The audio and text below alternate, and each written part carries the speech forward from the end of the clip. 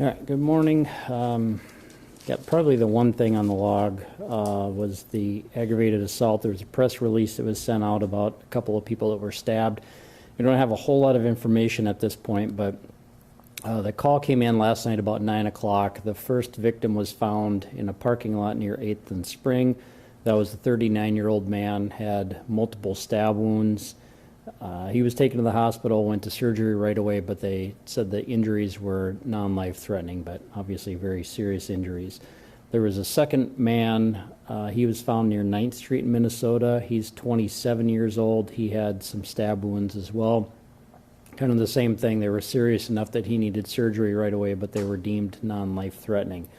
Because they were both victims were taken to the surgery, officers didn't have a chance to talk to them to find out exactly what happened. So we're still working on that. We believe there was a different call about a possible stabbing or a fight at a home near Brookings Street and Brookings Avenue in North Dakota. Sorry, Brookings Street, North Dakota Avenue.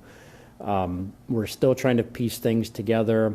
There was a few people that had some information, so they shared that. We're still trying to figure out exactly what happened, but hopefully we'll be able to talk to victims in the near future, maybe get some insight from them on what happened. But right at this point, we don't know what led up to the stabbing, who was all involved, or if there was some dispute or what it was over.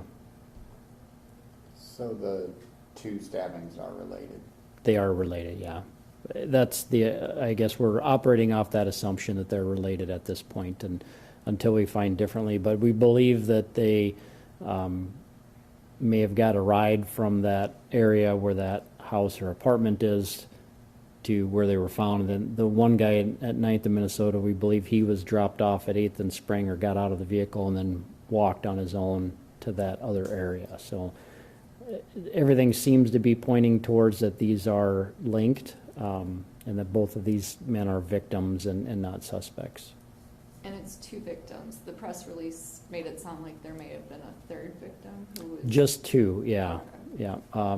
We haven't been able to identify anybody else. And I think they had some information where they thought there was somebody else involved, but I don't think everything that I've seen so far reviewing the report says it just have the two victims.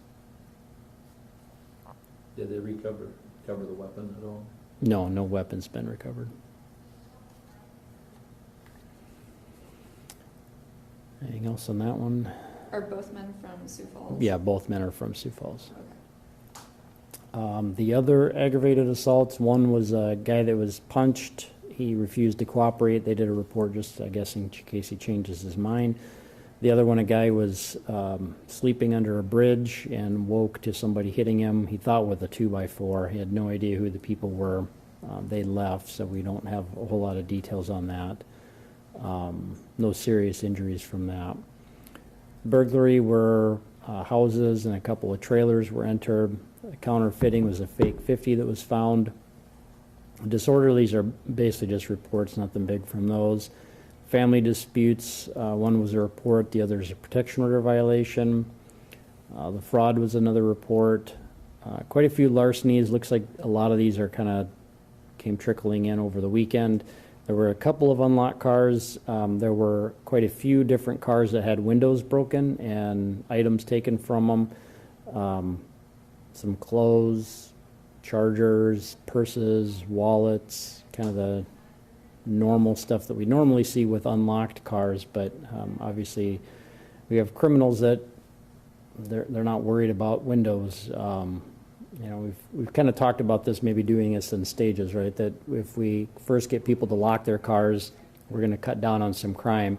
In this case, these people all had their cars locked, which is a good thing, but they left valuables inside, and that's where the criminals are taking advantage of that. So the next thing, first thing is lock your cars. The next thing I would encourage people to do is take the valuables with them, or don't leave them in the car. That's probably the best thing. If they could put it in the trunk, out of view is okay, but the best thing is to take valuables with them.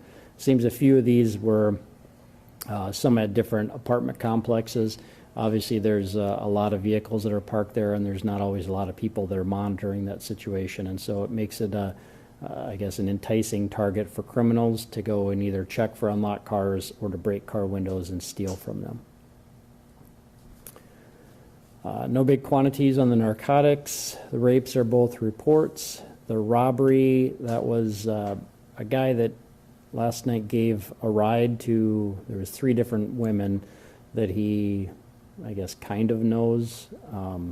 Anyway, at one point he stopped and told them they needed to get out. One of them pulled out pepper spray, sprayed it in his eyes. He got out of the vehicle. Unfortunately, he had the keys in the car, and so they jumped in the driver's seat and took off with his car. So haven't found the car as of yet. No serious injuries to the man. Let's see, the suspicious subject, that was a report created in error, so nothing on that. The vandalisms, a lot of car windows that were broken, some graffiti, some other cars that were damaged, but that's about it. Anything else? Any Okay. updates from the death last week? With the homicide, nothing new with the homicide.